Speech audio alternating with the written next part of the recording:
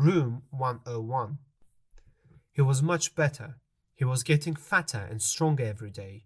The new cell was more comfortable than the others he had been in. There was a bed and a chair to sit on. There was paper and an ink pencil. They had given him a bath and they let him wash frequently in a metal bowl. They even gave him warm water to wash with. They had given him new overalls, pulled out the rest of his teeth, and given him new false teeth. Weeks had passed, perhaps months. He could count time passing by his meals. He received, he thought, 3 meals in 24 hours.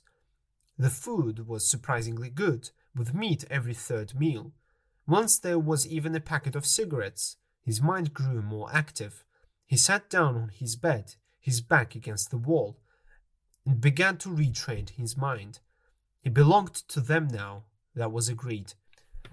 As he realized now, he had been ready to belong to them a long time before he had made the decision.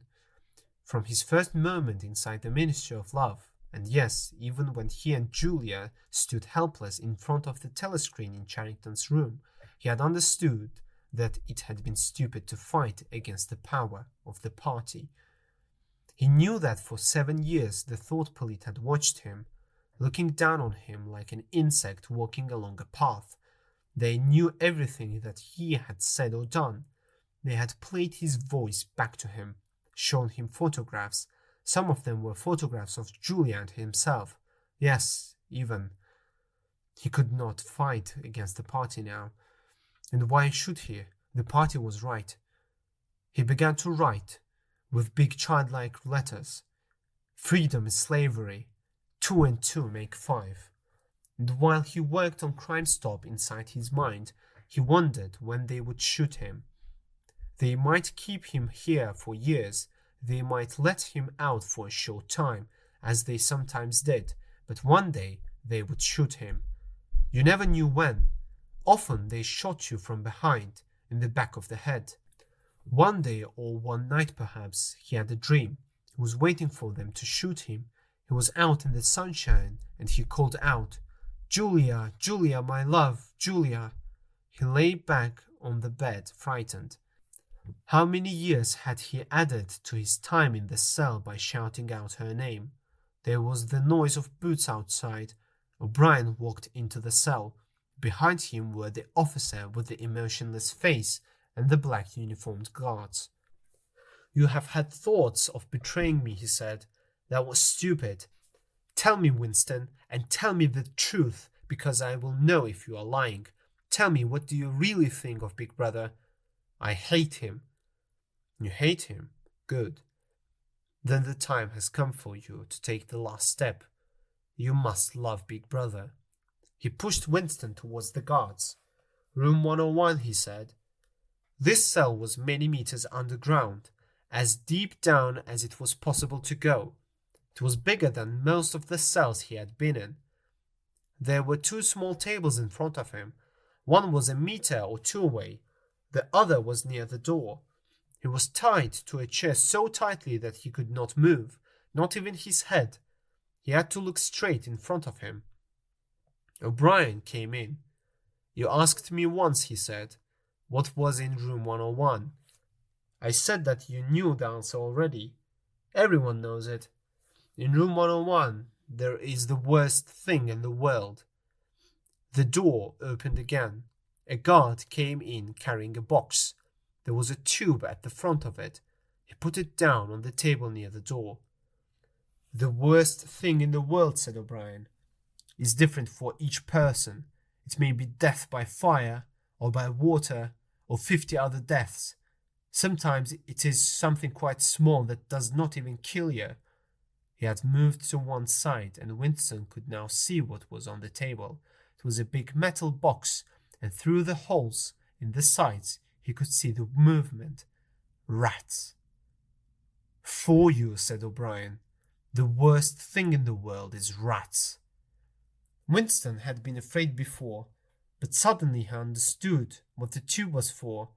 He felt very, very sick. "You can't do that," he screamed. "O'Brien, what do you want me to do?" "Pain alone," said O'Brien quietly, is not always enough. The rat, he continued, like a teacher giving a lesson, eats meat.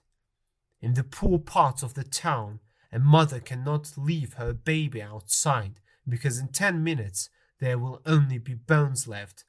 Rats are also very intelligent. They know when a human being is helpless. The rats were big and brown. They were fighting with each other. O'Brien moved the box until it was a meter from Winston's face. You understand this box and tube? One end of the tube goes into the box and the other, wider end, goes over your face. When I press the switch, a door into the tube will open and the rats will run along it towards your face. Sometimes they attack the eyes first. Sometimes they eat through the face, into the tongue. One end of the tube was put over his face. He could see the first rat, its face, its teeth. He knew there was only one hope, one last hope. He needed to put someone else between himself and the rat. He needed to give them someone else. And he started to scream. Do it to Julia, not me. Julia, I don't care what you do to her. Destroy her face, leave only bones, not me. Julia, not me. He heard O'Brien touch the switch, and he knew he had closed the door to the tube, not opened it. The Chestnut Tree Cafe was almost empty. It was the lonely time of 15 hours. Music came from the telescreens now, but Winston was listening for news of the war. Oceania was at war with Eurasia. Oceania had always been at war with Eurasia. He had drank a glass of gin, although it tasted terrible. A waiter brought him that day's Times. His finger moved on the table. He wrote in the dust, 2 + 2 = 5. They can't get inside you, she had said. But they could get inside you, and when they did, something inside you died. He had seen her. He had even spoken to her. There was no danger in it. He knew that. They took no interest in him now. They could even see each other again if either of them wanted to, but they did not want to. He had met her by chance in the park on a cold day in March. She was fatter now. She had walked away from him at first. When he caught her, he put his arm round her face, but did not try to kiss her. He did not want to kiss her. They sat down on 2 iron chairs, not too close together. There were no telescreens here, but possibly hidden microphones. It did not matter. I betrayed you, she said. I betrayed you too, he said. In the end, they do something so terrible that you say, don't do it to me, do it to somebody else, do it to the person I love. You only care about yourself. You only care about yourself, he had agreed. And he had meant it. He had not just said it, he had wished it. He had wanted her at the end of the tube when they... Something changed on the telescreen in the Chestnut Tree Cafe. The music stopped and the face of Big Brother filled the telescreen. Winston looked up at the enormous face with the mustache. Tears ran down his face and he was happy. He had won the fight with himself. He loved Big Brother.